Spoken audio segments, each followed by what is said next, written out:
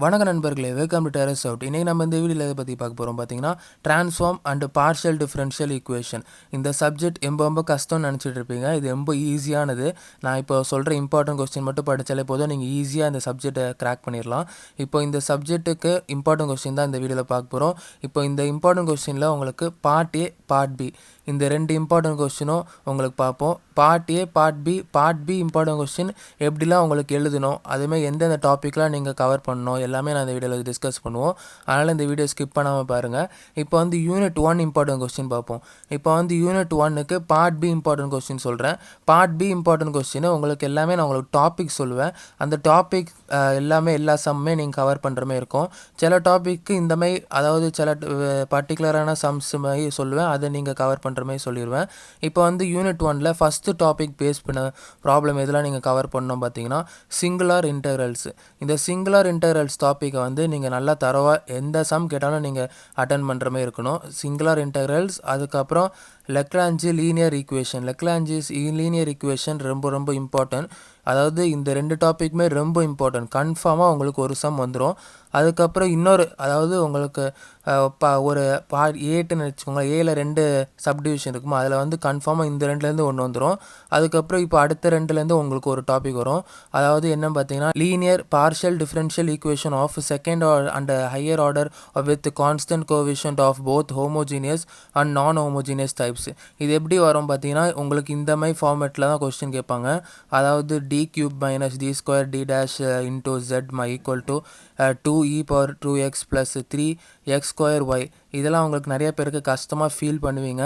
ஆனால் உங்களுக்கு இந்த மாதிரி பேஸ் பண்ண ப்ராப்ளம்ஸ் தான் ரொம்ப ஈஸி இந்த யூனிட் 1லே. அதனால் நீங்கள் இந்த மாதிரி பேஸ் பண்ண ப்ராப்ளம்ஸ் நல்லா தரவாக ஆக்கிக்கோங்க. கன்ஃபார்மாக இந்த மாதிரி பேஸ் பண்ண ப்ராப்ளம்ஸ் இந்த டாப்பிக்லேருந்து கன்ஃபார்மாக ஒரு சம் எடுப்பாங்க. அதுக்கப்புறம் இந்த 2 டாப்பிக்லேருந்து கன்ஃபார்மாக ஒரு சம் எடுப்பாங்க. சப்போஸ் உங்களுக்கு லக் இருந்தால் இந்த 2 டாப்பிக்குமே 2 சம் வர வாய்ப்பு இருக்குது. அதனால் யூனிட் 1 பொறுத்த வரைக்கும் இந்த 3 டாப்பிக்குமே நல்லா தரவாக படிச்சுக்கோங்க. அதனால தான் உங்களுக்கு இந்த 3 டாப்பிக்கு ரொம்ப இம்பார்ட்டண்டான டாபிக் தான் உங்களுக்கு சொல்லியிருக்கேன். அதனால் இந்த 3 டாப்பிக்குமே நல்லா தரவாக படிச்சுக்கோங்க.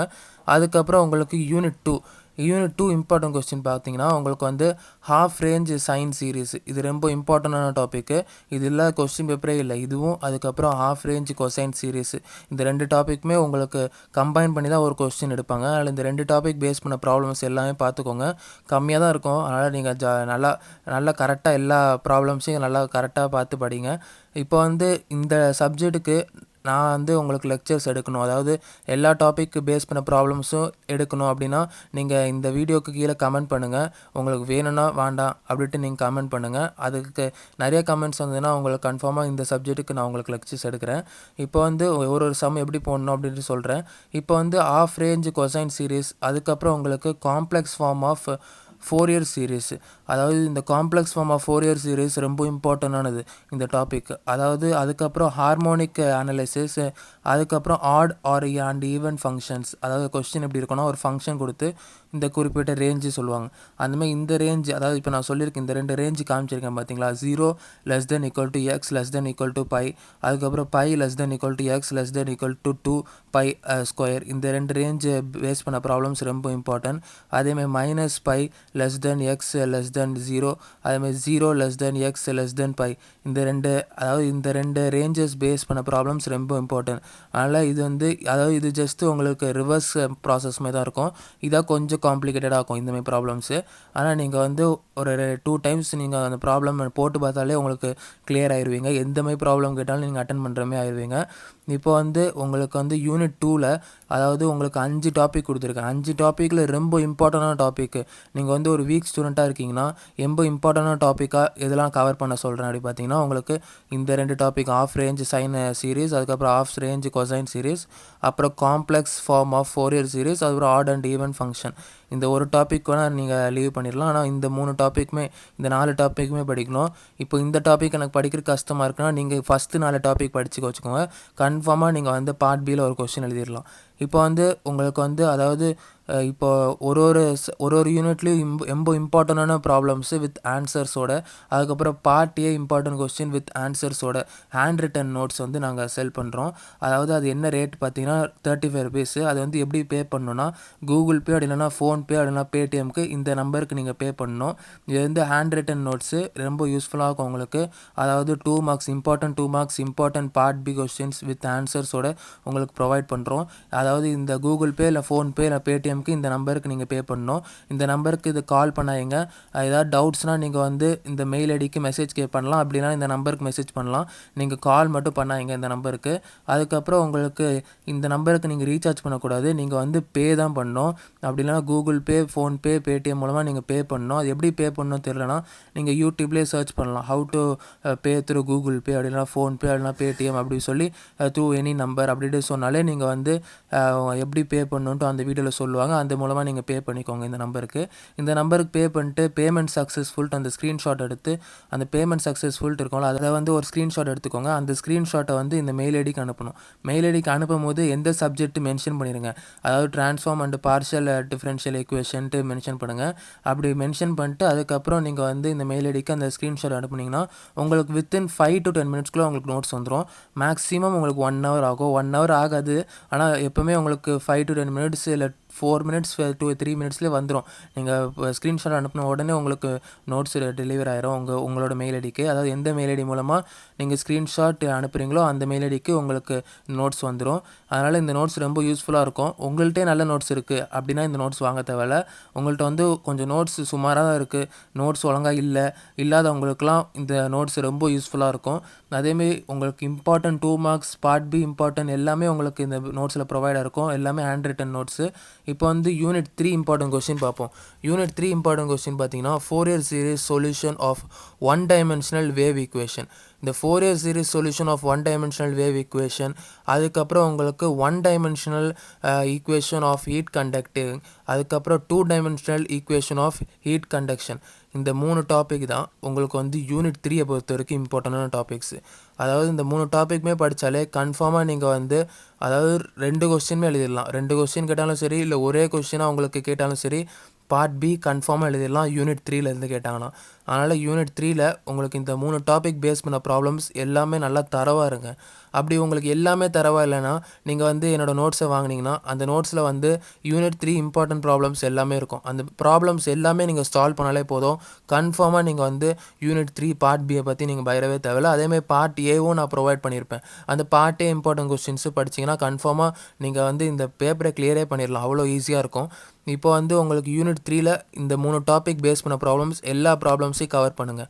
இம்பார்ட்டன்ட் ப்ராப்ளம்ஸ் அதுக்கப்புறம் உங்களுக்கு எல்லா ப்ராப்ளமையும் கவர் பண்ணால் கன்ஃபார்மாக நீங்கள் வந்து பார்ட் பி இம்பார்ட்டன்ட் கொஸ்டின் அதாவது பார்ட் பி உங்களுக்கு கன்ஃபார்மாக எழுதிடலாம் இந்த 3 டாபிக் இம்பார்ட்டன்ட் டாப்பிக்கை கவர் பண்ணால். இப்போ வந்து யூனிட் 4 இம்பார்ட்டன்ட் கொஸ்டின் என்னெல்லாம் பார்ப்போம். யூனிட் 4 பொறுத்த வரைக்கும் பார்த்தீங்கன்னா உங்களுக்கு வந்து 4-year ட்ரான்ஸ்ஃபார்ம் பேர், அதாவது 4-year ட்ரான்ஸ்ஃபார்ம் பேர். அதுக்கப்புறம் உங்களுக்கு அடுத்த இம்பார்ட்டண்டான டாபிக் என்ன பார்த்தீங்கன்னா 4-year sign and cosine transform. அதுக்கப்புறம் என்னென்ட்டு பார்த்தீங்கன்னா பார்செவல்ஸ் ஐடென்டிட்டி. அதுக்கப்புறம் பார்த்தீங்கன்னா கன்வல்யூஷன் தியரம். இப்போ வந்து யூனிட் 4 பொறுத்த வரைக்கும் இந்த பார்செவல்ஸ் ஐடென்டிட்டியும் அப்புறம் கன்வல்யூஷன் தியரமும் ரெண்டுமே உங்களுக்கு தியரம் அதாவது டெரிவேஷன் கேட்பாங்க. அதாவது ஒரு டெரிவேஷன் இருக்குது, ரொம்ப இம்பார்ட்டண்டான டெரிவேஷன். அந்த டெரிவேஷனை தான் உங்களுக்கு இந்த 2 யூனிட்டில் கேட்பாங்க. அதாவது இந்த யூனிட் 4 பொறுத்த வரைக்கும் டெரிவேஷன் கேட்பாங்க. இது கன்வல்யூஷன் தியரம் வந்து யூனிட் 5ல் உங்களுக்கு ப்ராப்ளமாக கேட்பாங்க. அதுதான் உங்களுக்கு கன்வல்யூஷன் தியரம் ரொம்ப இம்பார்ட்டன்ட். அதாவது யூனிட் 4 வயசுலையும் இம்பார்ட்டன்ட், யூனிட் 5லையும் பார்த்தாலும் அது இம்பார்ட்டன்ட் தான். அதனால் உங்களுக்கு இந்த யூனிட் 4 பொறுத்த வரைக்கும் இந்த 2 டெரிவேஷனும் நல்லா தரவாக படிச்சுக்கோங்க. அதுக்கப்புறம் உங்களுக்கு இந்த ரெண்டு டாபிக் பேஸ் பண்ண ப்ராப்ளம்ஸ், அதாவது 4-year ட்ரான்ஸ்ஃபார்ம் பேர், அதுக்கப்புறம் 4-year sign and cosine transform, இந்த 2 டாபிக் பேஸ் பண்ண ப்ராப்ளம்ஸ் நல்லா பார்த்து வச்சுக்கோங்க. கன்ஃபார்மாக உங்களுக்கு யூனிட் 4லேருந்து பார்ட் பி கொஸ்டின் நீங்கள் கன்ஃபார்மாக அட்டன் பண்ணிடலாம். அதனால் நீங்கள் வந்து இந்த 4 டாப்பிக்கில் உங்களுக்கு இந்த 2 டாப்பிக்கில் டெரிவேஷன் தான் படிக்க சொல்கிறேன். இந்த 2 டாப்பிக்கில் தான் உங்களுக்கு வந்து ப்ராப்ளம்ஸ் எல்லா ப்ராப்ளம்ஸையும் பார்த்து வச்சுக்கோங்க. ஒரு ப்ராப்ளம் விடாதீங்க, எல்லா ப்ராப்ளமும் பாருங்கள். அதேமாதிரி உங்கள் காலேஜில் இம்பார்ட்டன்ட் ஏதாவது ப்ராப்ளம் சொல்லியிருந்தாலும் சரி, இல்லை உங்கள் காலேஜ் அசஸ்மெண்ட்டில் இந்த 2 டாபிக் பேஸ் பண்ண ப்ராப்ளம்ஸ் கேட்டிருப்பாங்க. மேக்ஸிமம் நிறையா காலேஜில் இந்த 2 டாபிக் பேஸ் பண்ண ப்ராப்ளம்ஸ் தான் கேட்பாங்க. அதனால் இந்த 2 டாபிக் பேஸ் பண்ண ப்ராப்ளம்ஸ் எல்லாமே நீங்கள் சால்வ் பண்ணுங்கள். அப்புறம் இந்த ரெண்டு இதுக்கும் டெரிவேஷன் நல்லா டெய்லியும் போட்டு பார்த்து நல்லா தரவா வச்சுக்கோங்க.